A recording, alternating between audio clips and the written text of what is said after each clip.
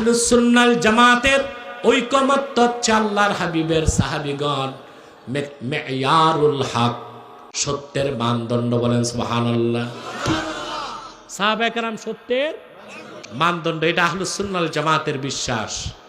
আমি শুনলাম সোশ্যাল মিডিয়াতে কিছু মৌলবী একটা বাড়াবাড়ি করতেছে। আহলুস সুন্নাল জামাতের সবাই একমত, সাহাবায়ে কেরাম মেয়ারুল হক ওয়াল আদালা, সত্য ন্যায়পরায়ণতার মানদণ্ড আল্লাহর হাবিবের সাহাবীগণ। তারা আমাদের দলিল। যে মৌলবী বাড়াবাড়ি করছে তাকে বলবো হাদিস পড়ো। বুখারীর উস্তাদ সুনান দারিমি সংকলন করছেন।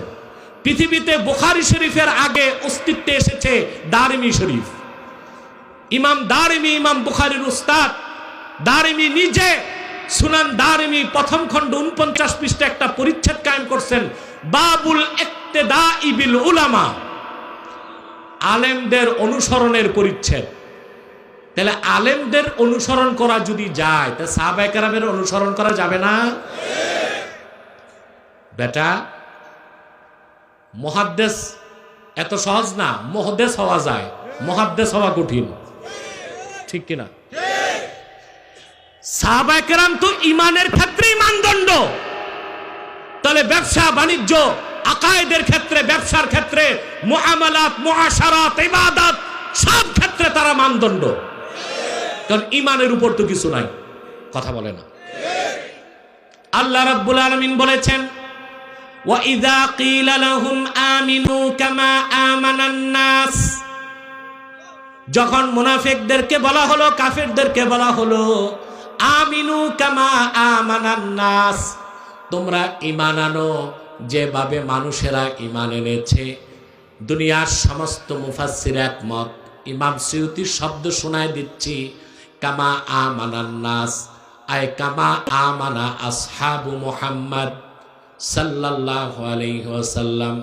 আল্লাহ তাআলা ইহুদিদেরকে, কাফেরদেরকে, মুনাফিকদেরকে বলেছেন ঈমান এনেছি বললেই হবে না, বরং আমার নবী মুহাম্মদ সাল্লাল্লাহু আলাইহি সাল্লামের সাহাবীগণ যেভাবে ঈমান এনেছে ওইভাবে তোমরা ঈমান আনো।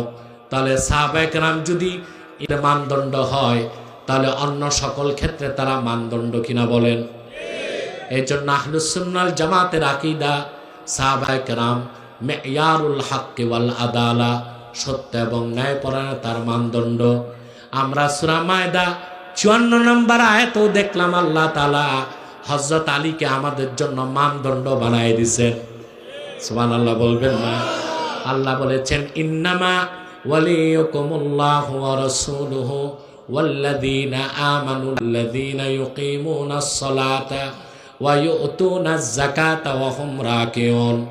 নিশ্চয় তোমাদের অভিভাবক আল্লাহ, তোমাদের অভিভাবক আল্লাহ, তোমাদের অভিভাবক মুহাম্মদ সাল্লাল্লাহু আলাইহি ওয়াসাল্লাম, এবং তোমাদের অভিভাবক সেই সব ইমানদার যার অন্যতম দৃষ্টান্ত হযরতে আলী। এতটুকু বুঝলাম? কথা বলে না? এবার পরের আয়াতে চলে গেলাম।